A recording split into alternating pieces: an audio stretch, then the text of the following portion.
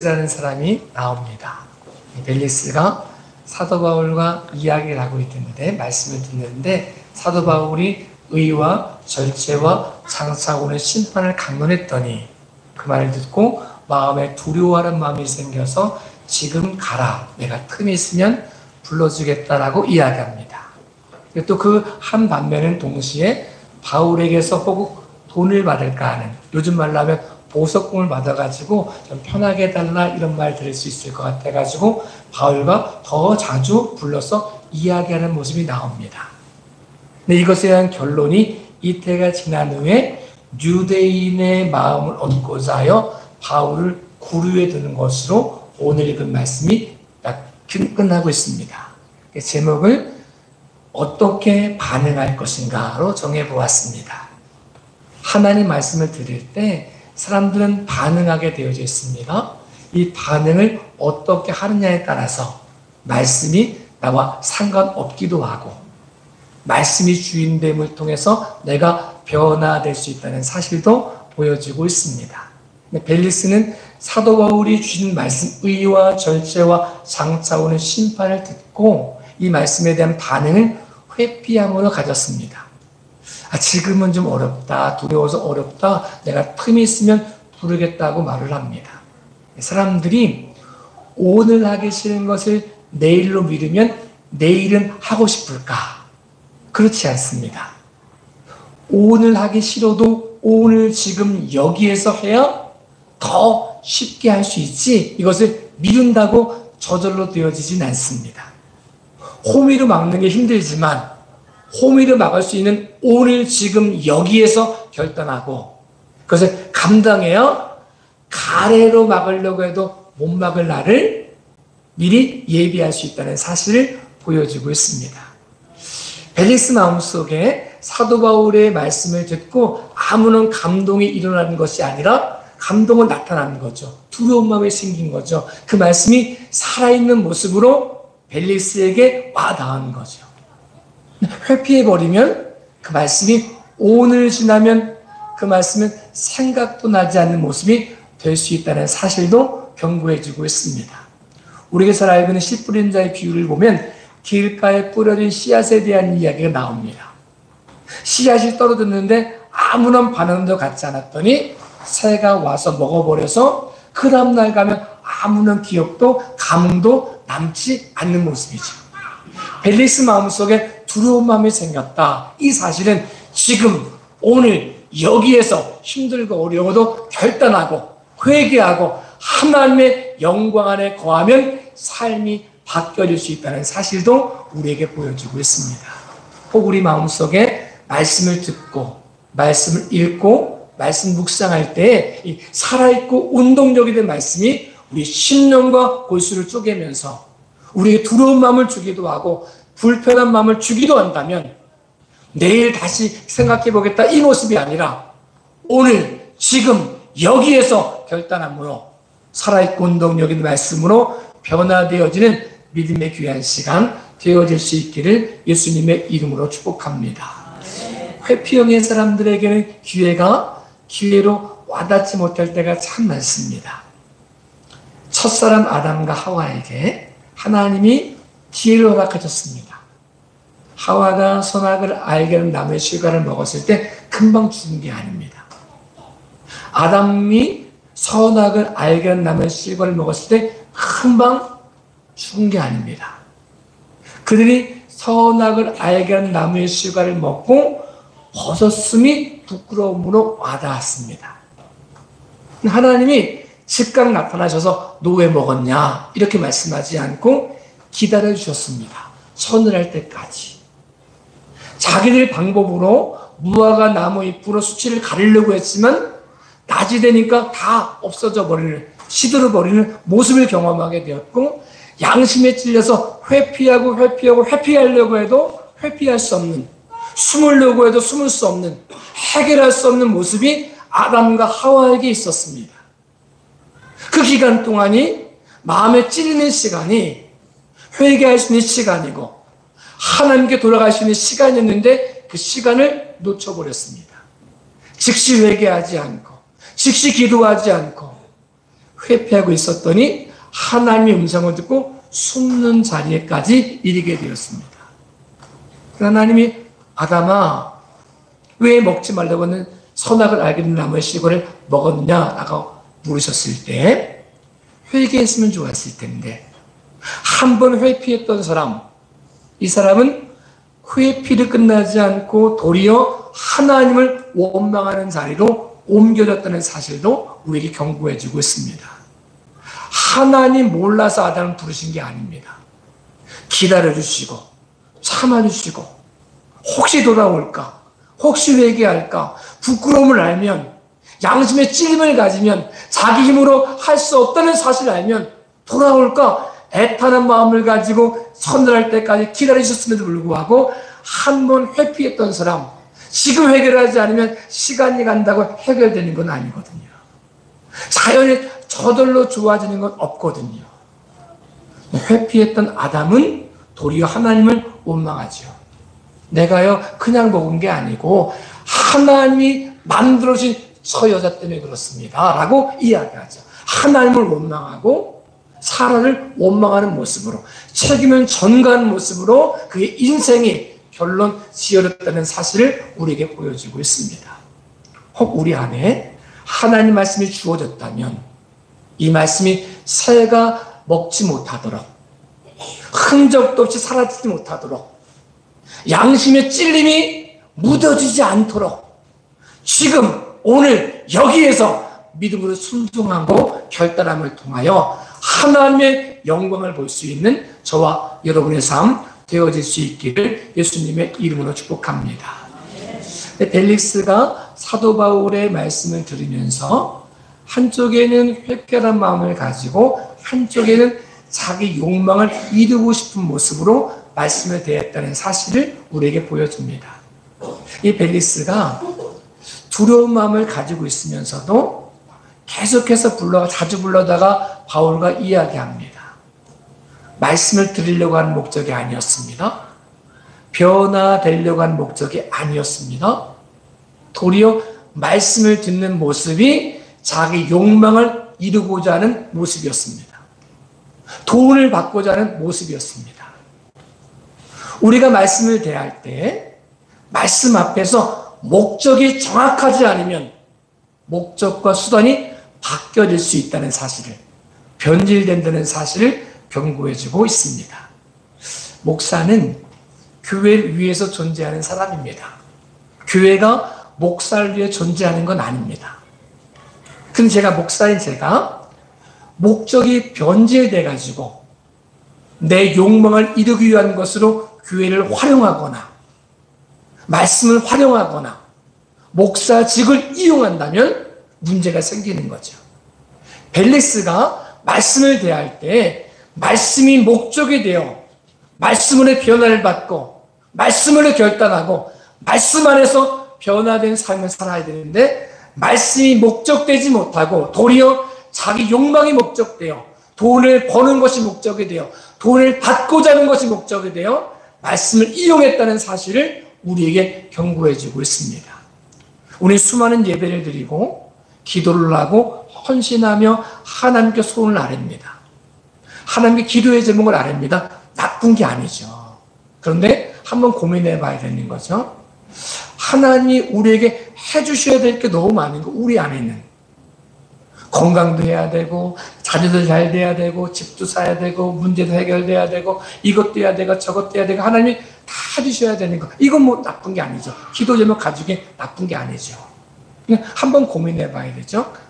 우리 이렇게 하나님을 향한 소망이 너무 많은데, 하나님이 나를 향한 소망에 귀 기울여 보았는가? 하나님이 나를 위해서 이렇게 해주신 것이 너무 많은데 나는 과연 하나님의 영광을 위하여 어떤 삶을 살고 있는가 돌아봐야 되는 거죠. 우리 삶 가운데 내 욕망으로 하나님을 이용하는 모습이 아니라 하나님이 나를 사용하실 수 있도록 말씀의 능력이 나의 삶을 변화시킬 수 있도록 주도권을 하나님께 올려드릴 수 있는 믿음의 귀하고 복된 모습이 되어질 수 있기를 예수님의 이름으로 축복합니다. 이스라엘 초대 왕이 사울 왕입니다. 사울 왕이 버림받게 되어진 시작점을 이렇게 표현합니다. 블레셋과 전쟁을 하러 이제 전쟁에 진을 치고 있는데 사무엘이 약속한 날짜에 오지 않는 거예요. 그래서 하나님께 기도하고 전쟁을 번제를 드리고 전쟁을 해야 될 텐데 사무엘이 안 오는 거예요. 약속한 날에 안 오는 거예요. 그냥 코앞에 블레셋이 진영을 치고 있는 거예요. 두려워한 이스라엘 군사들이 산으로 도망가서 숨기 시작하는 거예요. 사울이 굉장히 고민스러운 거죠. 사울의 결론이 뭐냐? 사무엘이 안 와도 내가 번제를 드려야 되겠다 이거였습니다. 근데 이게 왜 문제냐면 번제 드리는 것이 문제가 아니라 사울이 드리는 게 문제가 아니라 사울이 왜 번제를 드리려고 하는가를 잘 내다보아야 됩니다. 벨리스가 사도 바울을 자주 불러가지고 말씀을 듣는 본질이 뭐냐? 이유가 뭐냐? 말씀을 듣고 변화되려고 했다면 굉장히 좋은 거였죠. 근데 그 모습이 아니었습니다. 자기 욕망을 이루기 위해서 돈을 받고자 자주 불러다가 이야기했다는 거죠. 그건 아무런 변화도 나타나지 못했습니다. 사울이 번제를 드렸던 목적은 자기 욕망을 이루기 위한 목적이었습니다. 하나님이 주인된 번제가 아니었습니다. 하나님이 받으시는 예배가 아니었습니다. 문제를 해결하고 싶은 번제, 전쟁에 승리하고 싶은 번제, 하나님의 뜻과 상관없이 내 욕망을 이루고 싶었던 번제가 사울이 드렸던 번제였습니다. 이것이 문제입니다. 기도하는 거 굉장히 중요하고 예비하는 거 굉장히 중요하고 헌신하는 거 굉장히 중요한데 이 중심이 어디 있느냐? 내 소원을 이루고 싶은 예배이면 안 된다는 거죠. 하나님의 소원을 이루어드리는 예배, 우리 삶을 통한 하나님의 영광이 선포되어지는 예배, 내가 하나님을 이용하는 예배가 아닌 하나님이 나를 사용할 수 있는 예배가 회복되어져야, 목적이 변화되어져야, 주도권이 바뀌어져야, 하나님이 주인 되셔야 그 모습이 진정한 예배가 될 수 있고 진정한 말씀의 능력이 될 수 있다는 사실도 우리에게 말씀해 주고 있습니다. 저 여러분의 삶의 기도가, 우리 헌신이, 예배가 하나님을 기쁘시게 하는 예배가 되어질 수 있기를 예수님의 이름으로 축복합니다. 우리 욕망을 이루기 위한 예배가 아닌, 하나님을 이용하는 예배가 아닌, 그분이 주인 되시고 그분이 창조주가 되시고 그분이 우리와 함께 하신 삶이 드러날 수 있는 예배가, 기도가, 헌신이 회복되어지는 믿음의 귀하고 복된 모습이 되어질 수 있기를 예수님의 이름으로 축복합니다. 벨리스가 말씀을 대하는 모습이 회피의 모습도 있었고 자기 욕망을 이루는 모습도, 이루고자 하는 모습도 있었습니다. 그랬더니 결론이 어떻게 났느냐? 이때가 지났는데 유대인의 마음을 얻고자 바울을 구루에 드는 것으로 그의 모습이 결론 지어집니다. 이렇게 쭉 추구했던 모습의 결론이 뭐냐? 인기를 얻는 모습이었다는 거죠. 인기를 얻고 싶은 모습, 사람들에게 인정받고 싶은 모습, 빼앗기고 싶지 않은 모습이 벨릭스의 모습이었던 것을 우리에게 보여주고 있습니다. 우리가 사람들의 시선을 아주 무시할 수는 없지만 시선을 일으켜야 되고 존중해야 되지만 우리의 살아가는 모습이 인기를 추구하는 모습이 아니라 옳음을 분별할 수 있는 모습으로 승리할 수 있기를 예수님의 이름으로 축복합니다. 이런 표현이 있습니다. 우리가 매번 예배 때마다 사도신경을 고백을 하는데 그 고백 속에 나오는 인물이 있습니다. 본디오 빌라도라고 하는 이름이 나옵니다. 근데 본디오 빌라도가 예수님이 잡혀온 이유, 고소당한 이유가 예수님께 죄가 없다는 사실을 알았습니다. 시기함으로 고소됐다는 사실도 알았습니다. 그래서 이제 예수님을 재판하러 나가려고 할 때 이 빌라도의 부인이 꿈꾼 것을 가지고 이야기하는 거예요. 이 오르신 분에게는 잘못된 판단을 하지 마십시오. 내가 어젯밤 이 꿈 때문에 이것을 없애려고 굉장히 노력했다고 하는 꿈 얘기를 해주는 거예요. 그래서 이 빌라도 마음속에도 예수님이 죄가 없다는 확신을 가졌습니다. 그래서 이렇게 말하는 거예요.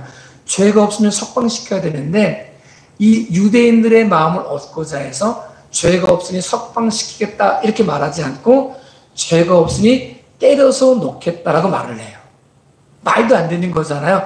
죄가 없으면 석방시켜야 되는데 때려서 놓겠다는 거예요. 이거 자체가 이미 마음이 옳고 그름에 있지 않고 유대인들의 마음, 유대인들의 인기를 얻고 싶은 마음이 있었다는 사실을 보여주고 있습니다. 그랬더니 이 사실을 알고 있는 유대인들이, 제사장들이 안 된다는 거예요. 우리에게는 가이사만 왕입니다 라고 이야기해요. 유대인의 왕이라고 말하는 예수를 죽이지 않으면 당신은 가이사의 충신이 아닙니다 라고 말을 하는 거죠. 밀란이 날 것 같은 모습이 생기니까 빌라도가 자기는 이곳에 죄가 없다라고 손을 찌는 거죠. 유대인들이 이 피는 우리와 우리 후손에게 돌려라 이렇게 말을 하는 거죠. 손을 씻는다고 빌라도의 죄가 사해지는 게 아닙니다. 나는 그러려고 하지 않고 저 군중이 그렇게 말해서 어쩔 수 없이 그렇게 했다고 변명을 해도 죄가 해결되는 건 아닙니다. 그가 죽으니 2000년이 지나면서도 매일매일 신앙의 고백 속에 나오는 이름이 되었다는 거죠. 본디오 빌라도. 우리가 인기를 추구하는 삶은 그 당시에는 무엇을 얻을 수 있을지는 모르지만 시간이 지나면 진리가 드러나기 시작하면 분별되어지기 시작합니다. 무엇이 옳았는지 무엇이 그렇는지 분별되기 시작합니다. 우리가 말씀을 대할 때 회피하지도 않고 내 욕망을 위해 사용하지도 않고 도리어 그 말씀이 내 삶 가운데 역사할 수 있도록 날마다 나를 부인하고 나에게 두는 십자가 짊어짐으로 하나님의 영광의 통로 되어질 수 있기를 예수님의 이름으로 축복합니다. 사실 말씀을 듣는다는 게 쉽지 않거든요. 어떤 분이 이런 꿈을 꿨대요. 제가 꾼 꿈은 아닙니다. 이런 꿈을 꿨대요. 꿈을 꾸는데 어느 교회에 성도들에게 기도를 하고 있다는 거예요. 근데 저 옆에 사단이 이렇게 말하더라는 거야. 야, 저 사람처럼만 예수 믿으면 좋겠다. 이렇게 말하더라는 거예요. 사단에게 인정받은 사람이 진짜 예수님을 믿는 사람일까?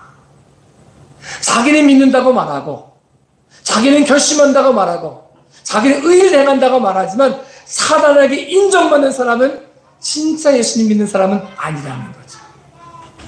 사단이 두려워하고 사단이 모든 계략을 다 동원해서 넘어뜨리려고 공격해야 그 사람이 진짜 예수님 믿는 사람이라는 거죠.